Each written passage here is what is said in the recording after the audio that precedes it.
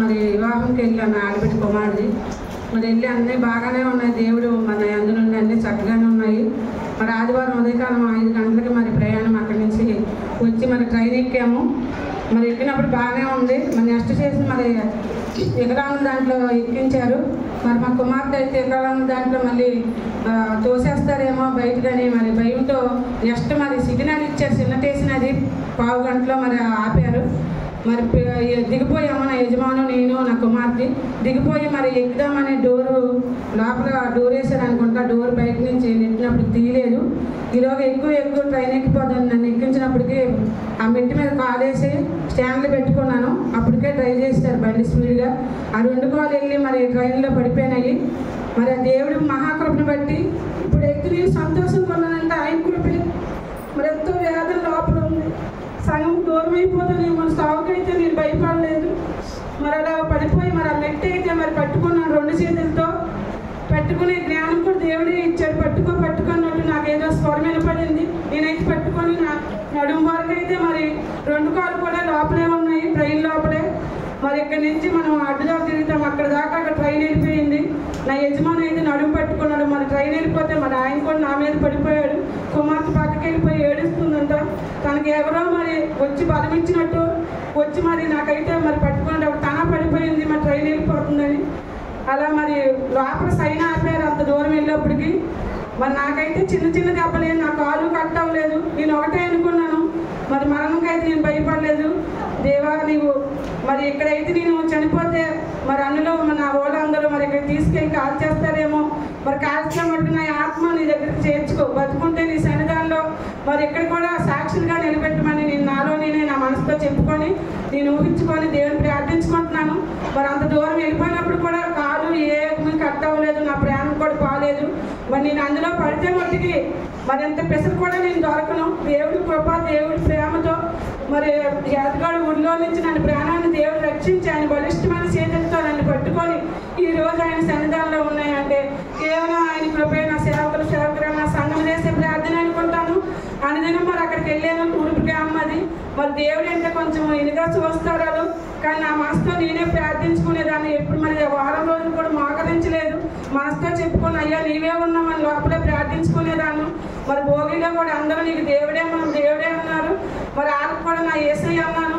అబ్బాయి ఎంత గొప్ప దేవుడని వాళ్ళ తూర్పుకి అమ్మ జ్ఞానాలు అయినప్పుడు కూడా దేవుడిని నమ్మకపోయినప్పుడు కూడా వాళ్ళైతే అమ్మో ఎంత గొప్ప దేవుడని వాళ్ళతో నోటితో వాళ్ళే సాక్ష్యం చెప్పుకున్నారు. దేవుడి మహాకృపను బట్టి ఈరోజు నేను బ్రతుకున్నానంటే ఆయన కృపే. మరి నాకు 3 గంటల నుంచి దేవుడు తప్పించాడు. మరి ఆటోలోకి వచ్చినప్పుడు కూడా హాస్పిటల్లో సాక్ష్యం చెప్పుకున్నారు.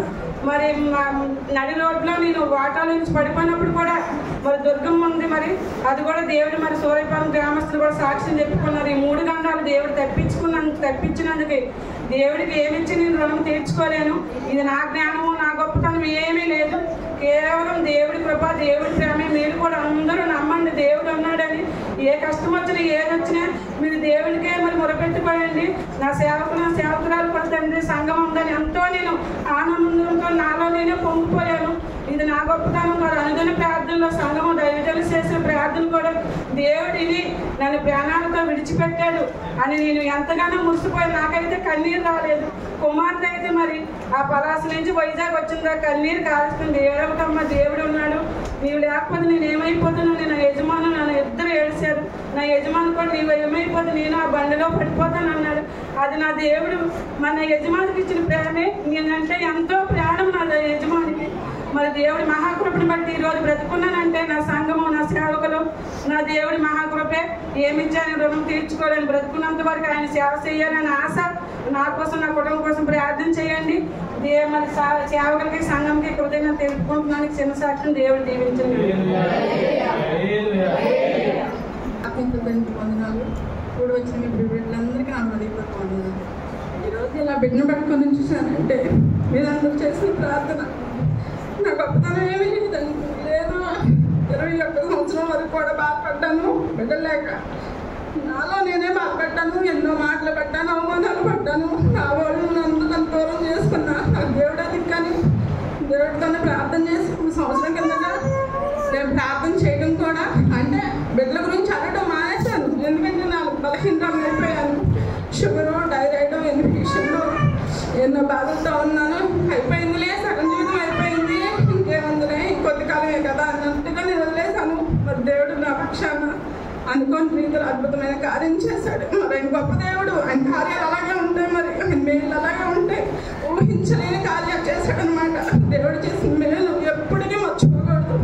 నా బ్రతుకుని మళ్ళీ ఆయన పనిచేస్తే ఆయన రుణం తీర్చుకోలేను. మరి ఈ బిడ్డను నేను ఎలా పెంచుకోవాలో దేవుడు నాకు జ్ఞానం ఇచ్చేలాగా, ఆ బిడ్డని ఏడుపు అది ఆకలి కాదు దేని కాలేదు నేను అర్థం చేసుకుని జ్ఞానం నాకు ఇచ్చేలాగా ఆ బిడ్డని ఎలా పెంచుకోవాలి. ఎందుకంటే నాకు ఓపిక లేదు. ఈ ప్రెగ్నెన్సీ టైంలో నేను తిండి పెట్టలేదు, ఎందుకంటే షుగర్ పెరిగిపోతుంది, బీపీ పెరిగిపోతుంది. ఇప్పుడు కూడా నేను మైక్ పెట్టుకుంటా కూడా నాకు షుగర్ వచ్చేస్తుంది, ఎందుకంటే పెట్టలేదు. ఆయన ఆపరేషన్ కూడా కఠినంగానే జరిగింది. 8 నెలలు పూర్తి చేసుకొని 2 రోజులు గడవగానే నాకు ఆపరేషన్ చేశారు. చేసినా కూడా బేబీని సంతోషంగా చూసుకుంటా కూడా నాకు లేదు. బాక్స్లో పెట్టారు. నా బిడ్డకి షుగర్ లెవెల్ పడిపోయింది. ఇంజక్షన్లు బిడ్డకు కూడా ఇంజక్షన్లు చేశారు. బాధలు పడ్డాను. మాటలు అసలుకి అది వర్ణించలేను, చెప్పుకోలేను. చెప్పుకుంటే ఈ రోజంతా కూడా సరిపోదు నాకు. మరి మీరందరూ చేసిన ప్రార్థన, నా గొప్పటి సంఘం చేసిన ప్రార్థన, నా గుంటూరు సంఘం చేసిన ప్రార్థన, నా తల్లిదండ్రులు పడిన ప్రయాస, నా ఆత్మీయ తల్లిదండ్రులు పడిన ప్రయాస వ్యర్థం కాకుండా దేవుడు మా పక్షాన చేసిన కార్యాలకే మేలకే వందనాలు చెల్లించుకుంటూ మరి మా కోసం, మా కుటుంబం కోసం ప్రార్థన చేయమని, ఇంకా దేవుడు నాకు శక్తిని బలాన్ని ఇచ్చేలాగా మీరందరూ